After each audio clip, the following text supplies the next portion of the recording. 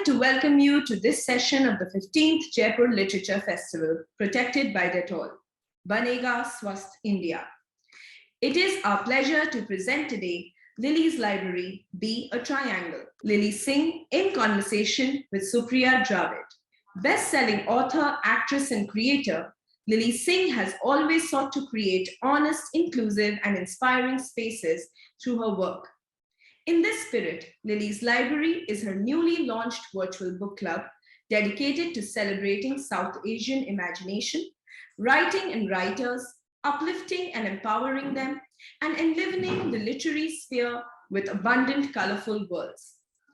Singh's second book, Be a Triangle, How I Went from Being Lost to Getting My Life into Shape, is a vulnerable, charming, wise, and empathetic confession of her own struggles, the power and limits of the mind, and a guide to befriending and always returning to your truest, most fulfilling friend within. In conversation with Supriya Dravid, Singh discusses the shapes of life, its lessons, and the spaces which nurture them. Lilly Singh. Lilly Singh is a multifaceted entertainer, actress, producer, writer, and creator. A leading force in the digital world, she has amassed a global audience of over 38 million followers across her social media channels, where she writes, directs, produces, and stars in comedic and inspirational videos. Singh recently struck a first-look deal with Universal Television Alternative Studio with her Unicorn Island Productions banner. Currently, she is developing numerous projects across film and television. This April, Singh will appear in the second season of Hulu's comedy Dollface and appear on the big screen, starring in DreamWorks Animation's action comedy Bad Guys. Supriya Dravid. Supriya Dravid is the editor-in-chief of Ajio Loops, a luxury e-commerce portal by the Reliance Group. She is the former editor-in-chief of Elle India. Her novel, A Cool Dark Place, was published by Penguin Random House. Please feel free to send in your comments by typing them in the comments section. Do follow our social media handles to get notifications on the upcoming sessions. Please tweet using hashtag Jaipur Literature Festival 2022 and tag @Jaipur Litfest. Ladies and gentlemen, we present to you Lilly's library, Be a Triangle. Lilly Singh in conversation with Supriya Dravid. Lilly, you've just been diagnosed with ovarian cysts and you had a surgery less than a week ago. Are you out of your mind on doing this conversation now? I mean, truly in your own words, your boss. Thank you. I didn't have surgery, but yes, I was in the ER. I was in the emergency room. But listen, I'm passionate. I'm passionate about all the things we're going to talk about. So nothing could have stopped me from. I wish I could be there in person, but we'll have to deal with this for now. Next year. Soon, we're going to manifest that. Yeah. I think I want to jump right into it. I mean, the pandemic forced so many of us to spend more time with ourselves than ever before. How was the experience for you? Did it have anything to do with why you wrote Be a Triangle, your new book out in April? One of the questions that preoccupied me was, spiritually, triangle represents, manifestation, enlightenment, revelation, a higher perspective. It's often used to mark cycles of growth. Spiritually, energetically, everything, it all comes together in one point. What prompted you to write this book? Yeah, absolutely. So during COVID, I think it was the first time in my life where I was forced to really sit with myself. And like most people, the traveling disappeared, the events disappeared, everything disappeared. And the issue for me wasn't that, I was bored and I had nothing to do. It's that during that time when I had nothing going on, I really felt like I had no value. I was like, what is my purpose? Like, what does my existence even mean? Because I associated my value so much with the events and traveling and doing work. But when that all went away, I thought, am I just a shell of a human that has nothing else? And so that was a really tough pill to swallow for me. And that's definitely why I decided to write Be a Triangle, because Be a Triangle is about me doing the work I've never done before to really figure out who I am and what do I want out of life and what do I actually care about and what's important. And I'm more than just all of these busy calendars that I have thrown at me. And the reason I called it Be a Triangle is because, a triangle is the strongest shape in the world. It does not topple over when it's right side up. It does not topple over. You can build upon it. It is structurally really sound. And that's what I want it to be. I want to have a strong foundation that would not teeter no matter what came its way. And so that's why I said it had to be a triangle. You dedicated the book to your mom, and you written that she's the strongest triangle. Tell me a little bit about that relationship, because I thought that was quite intriguing. Yeah, absolutely. I mean, most people say, I want to thank my mom. My mom is amazing. And so I'm going to be another one of those people, but at risk of it sounding cliche, yeah, my mom has taught me everything I know, and not just, the everyday things. I mean, really, she's been an example for someone who immigrated from another country, had to learn a new way of living, went through a lot of hurdles and obstacles, and just is still today such a powerful, graceful, kind human being. And for me, I feel like that's everything I aspire to be. She's probably gone through 10 times what I've gone through, and she still is able to, do all of these incredible things. So I found it important to dedicate not only this work to her, but also just to be like, I think you're a triangle. Like, everything I'm aspiring to do, this work I'm trying to do, somehow you are already this. I don't even know if she's done this work, to be honest, but somehow she is already what I want to be. I think when I was going through your book, it seems like a very frank but immensely uplifting conversation with a friend, but it's also incredibly vulnerable with how much you pour of yourself. What is it like being both visible and vulnerable, and how do you express yourself as both? Can you tell me a little bit of how and why? I mean, it must not have been an easy journey to write this book, and take me through the process. Yeah, absolutely. You're absolutely right. So it's so interesting because I have over 1,000 videos online, and mostly when I meet people, they know everything about me. Sometimes they know things about me that I don't even know about me. I'm like, how do you know this? I don't know.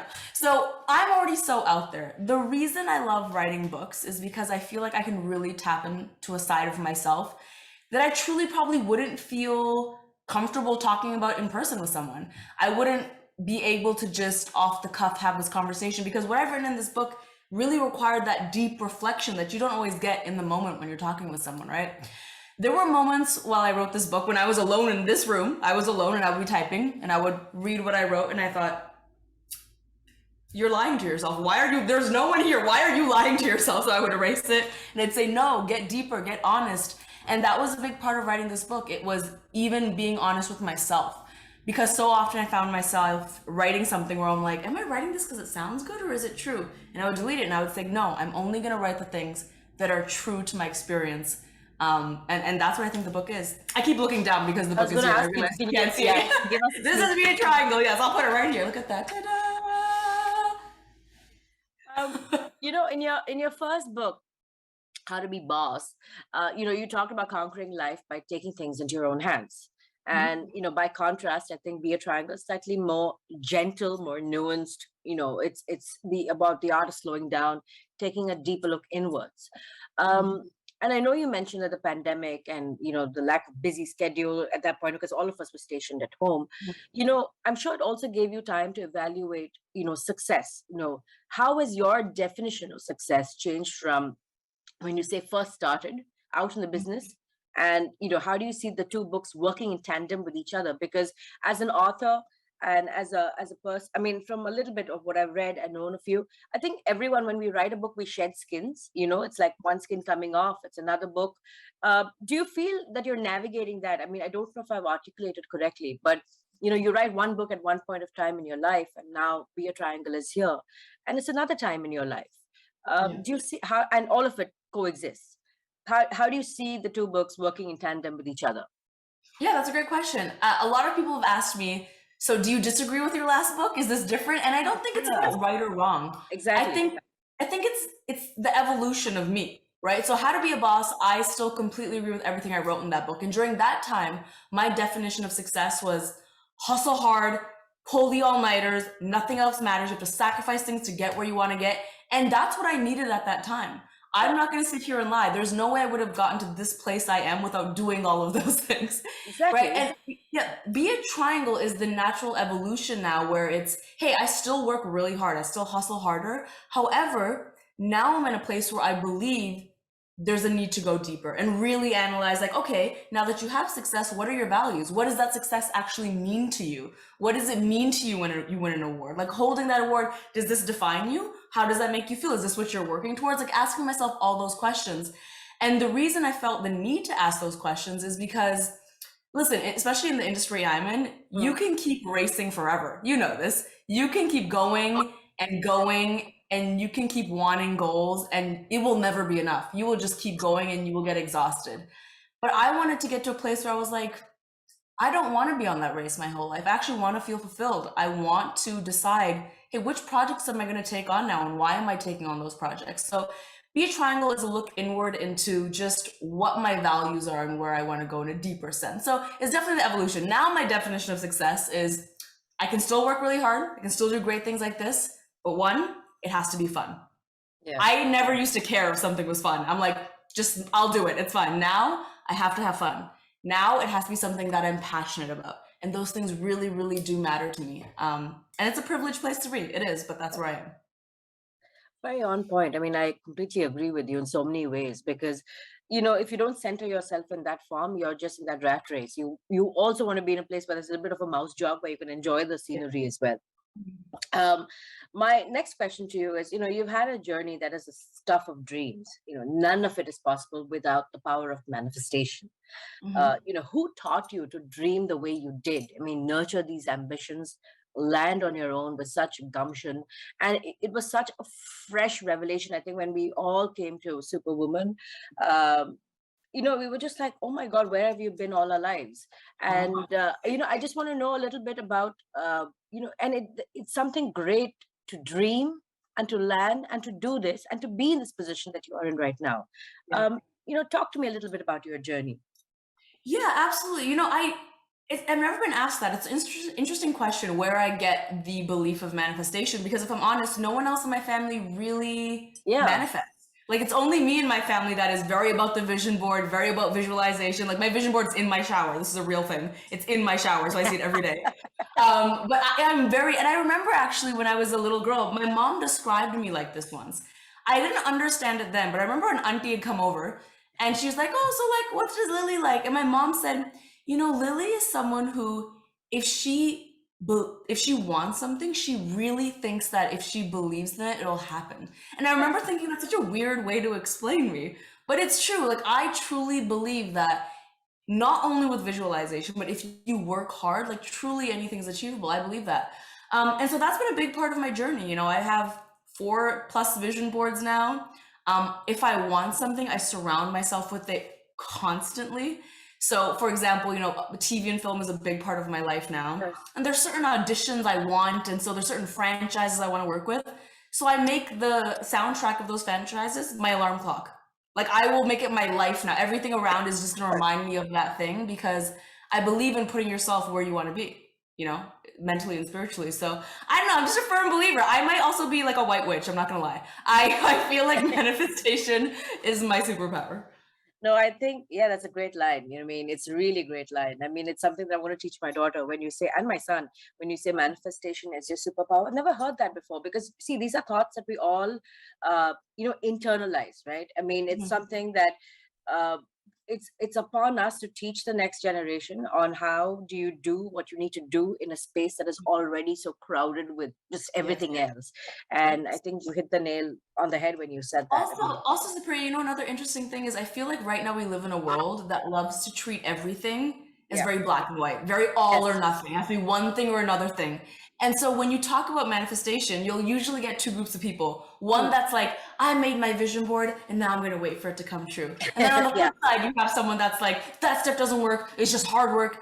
I believe in the middle, which is, yes, you can manifest, but you also have to work very, very hard. And there seems to be this misinformation that you can do one without the other. No, it's about knowing where you want to go and then working relentlessly to get there. But it takes both of those things. It's like getting to the top of that triangle, right? It's a journey that begins at some point, and you walk towards it. Do you have any practical tips for things you've integrated into your day-to-day since writing the new book, Be a Triangle? Yes, absolutely. So I write about 4 main ideas in Be a Triangle. And I use these 4 main ideas every day. Let's be real, I don't want to lie. Not every day, every day-ish. when I meditate. I try my best. And these are the 4 pillars I use in meditation now, which is, okay, all that matters right now is relationship to myself, relationship with the universe, understanding distraction, and implementing design. So I literally will repeat those 4 things to myself almost every single day and remind myself that no matter what happens in my day, what successes, what failures, what heartbreaks, what celebrations, that you are going to come back to the idea of the 4 things that matter are relationship to yourself, relationship to the universe, understanding distraction, implementing design. And so that is something I've used every single day. And I never had this type of thinking before writing this book, truly. All of these ideas are ones that I really had to like work on and work through and reflect on. And so I feel like since writing the book, a lot of positive things have happened. A lot of my friends, and I kid you, this is not even to sell books, this is a true thing. A lot of my friends have come up to me and said, you seem really happy and light. And it's true, I am, because I've actually done the work to be this person that you're seeing. Yeah. But it's also that after I've written the book, I feel like I have a new way of looking at just life. I don't let obstacles completely derail me. Of course, I'll still get upset. I'll still cry. I'll still be, that's fine. But I think about hurdles in a different way. Whereas I think before writing the book, if something happened in my day, I would really let it take me to a dark place. I'd start questioning, who am I? Why am I even doing this? I hate my job. Now I get upset, but I come back to this place of being like, no, we don't need to go that way. We can come back to this place that serves us well. Incredible. I want to talk a little bit about Lily's library. Yes, my favorite thing. And, what was your dream vision for it? And I'm sure, with Lily's library, it spotlights and celebrates South Asian writing and writers. In fact, it encourages imagination and creativity, a safe, visible, accepting space. In a camaraderie in a very beautiful but often frustrating, industry. Can you talk a little bit about your experience about navigating spaces, relationships as a creative individual, professional, and obviously the process of conceptualizing this Lily's library? Yeah, absolutely. Well, I think it's no secret that I work in an industry that is, although taking small steps towards diversity, still really struggles with diversity in a very true sense. We only have a handful of shows and movies in America that show South Asians on screen. And so I started Lily's Library for a few reasons. One was I learned once I started really diving into South Asian stories that books are actually way more progressive than where Hollywood is. Like, there's a lot of South Asian stories out there. There's a lot of great South Asian authors out there. And so there's such an abundance of just amazing culture and stories. That's one reason. I think the average person might not know that, but that's one reason. The second was that, of course, I wanted Lily's Library to be a place where South Asians could connect with South Asian stories and we could be proud and we could feel seen. But I also was very adamant that I could say, hey, this is a book club that celebrates South Asian stories that the world will enjoy. You don't need to be South Asian to enjoy these stories. I want to show you that even though you and I haven't had the same experience, you will enjoy our stories because we have something to offer. I think so often South Asian storytellers are not given that credit. It's always like, hey, that story about you and your Indian mom is very, I don't know if people will relate. And I hate hearing that. I hate hearing that from Hollywood executives. And so I want it to be known that South Asian stories can be celebrated and appreciated globally, as we appreciate the stories of many other cultures. You brought, modern South Asian representation and commentary to comedy across mediums, films, television, social media, literature. What has the genre meant to you, and how do you think your own example and increased diversity and representation have, redefined comedy in other genres? What do you look forward to now in terms of future projects, dreams, milestones? Well, I think, like I said, diversity is one step at a time. And I don't think realistically, now having been in this industry for a pretty long time, you can't go from 0 to 100. Yeah. There's got to be baby steps. I would love to turn on my TV and see a very nuanced, complex South Asian lead. It's going to take baby steps to get there. Yeah. Right now, we're in the world of, hey, happy Diwali. Diwali, the festival of lights. Like, we're very in the, we have to explain every part about us because we still need to make sure a white executive can understand what the story is about, I hope and dream of a world where we can have comedy where it is nuanced, where it can be specific and South Asians will be able to understand it and laugh at it. And maybe every single person in the world doesn't understand it, but that's okay. Because I do think comedy, the magic of it is when you get really specific. So I would love to see us get more detailed and get more authentic. And I think it's going to take baby steps to get there, but that's okay. I also, the second part of that question is, I think right now, especially in Hollywood, the average person cannot understand a South Asian lead unless their parents are in the picture. Like, you know, are the parents strict? What are her parents like? Why is she like this? I get the question all the time. Parents, and I get it. We're so connected with our parents. Our culture is very much so that we're close with our parents. But I think as we progress, we need to have leads where they're not just seen through the lens of, okay, their parents are strict. Okay, their parents are there. I think we need to have heroes that are able to stand alone. Because in reality, they're not strict. They're very open. That's why we're doing what we're doing. I mean, that's what I'm saying. Sometimes, yes, any parent is strict, but I want to show that complexity. You know, I want to show that complexity. I want to come back to a little character in Be a Triangle, Anxiety Singh. I thought that was interesting and also very real. Because I think a large part of of who you were with Superwoman, you've done so much with Superwoman as a character. You've addressed issues, and then when I come back to Be a Triangle, you've written about Anxiety Singh, about what I think keeps us awake. What to accomplish, guilt about children coming out to your parents. I mean, aging has also been a point of anxiety for you. These are very raw thoughts, Lilly. I mean, it takes serious, guts and gumption to actually put it out there. And for you to even say that I'm in my early 30s and for so long I felt abnormal and stressed because I've told myself I'm behind. I mean, these are real life issues. And it's interesting, very refreshing to have you say that. You've been a late night TV show host, and I remember when I was in New York, every single cab I was on played your video, your promos, and that was I'm so sorry.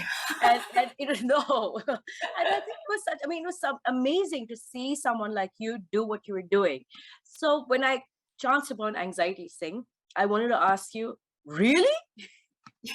And that's honestly a reaction I usually get. And I write about this in the book. I write about how I was nervous to write this book because everyone expects me to be, and I say in the book, a literary energy drink. And that's true. By nature, like, this is not a facade. If you met me in real life and we were just hanging in my backyard, I would still probably be all of this. This is just who I am. Having said that, it makes it hard to believe for people that there's anything else other than this. And there is. I am in a very tough industry. I have been first at something many times now, and that has been both an honor, but also a huge pressure and a huge point of anxiety for me. And I've been trying to navigate how to think about that, how I should live my life thinking I'm the first in this and the first in this. And I remember having moments in my most anxious moments when I would, and it sounds ungrateful to say, but it's true, when I would be like, I'm so sick of being the first. I don't want to be the first in another thing. Like, because it's hard to be the first and it's scary and people are mean to the first person. And so, I've done a lot of things that have created a little bit of anxiety. And I think me working through it is why I wrote this book. And I'm in a better place, but I'd be lying if I said that I didn't have a little bit of anxiety about things sometimes. You're an author, a creator, entrepreneur, comedian, actress. What will we see you tackle next? I'm definitely going to get more into TV and film. So I think actress, yes, I'm definitely going to start writing some longer form things. I have over 1,000 scripted sketches on YouTube, but that's short form. So I'm definitely going to start writing some longer form things. I'm going to start producing more, directing more. I love that world. I grew up with that world, and I still love social, but I also love that world. So I think I'm definitely going to more TV, more film, and just more anything that is loud and disruptive, especially if it highlights South Asian people. I'm going to be very open about my agenda. My agenda is to make sure South Asian people get the credit they deserve, because I feel so often they do not. To quote a beautiful line from your book, that is why we must always return to what we know to be true, our relationship with ourselves and our relationship with the universe. I think that was incredible. And, may you continue to give that love and light, and, more power to you, Lily. I mean, today, always, for everything that you want to do. And I think it's just been incredible, talking to you about this journey. I am so honored that you took the time to do this with me and to talk about my book and to be so supportive. And like I said, I wish I could be there in person. I say it all the time. India for me I was not born there, but it feels like home to me. And I feel like I cannot wait until I come back. And everyone in India has always been so supportive. And I count my blessings twice when I think of all your support. So thank you so much. I think you came, right? Sometime in 2016. I did. Yeah. Actually, the last time I came to India, I came to Bombay. The last time I came was for literally 30 hours. Yeah. It was to do the Vogue thing. Yeah. And that's when I met Ranveer, and that's when he grabbed me and put me on a table, and that's when everyone did those videos of us. But that was the last time I came, and I literally came for a day. Oh, cool. Thank you so much for your time, Lily. And thank you to the Jaipur Lit Fest to organize this. Yes. Over to you guys. Thank you. Thank you, Lily and Supriya, for a fantastic conversation. And thank you all for watching and being such a great audience. Please stay logged on to continue to watch with us the series of exciting sessions featuring a stellar list of speakers that have been specially curated for you.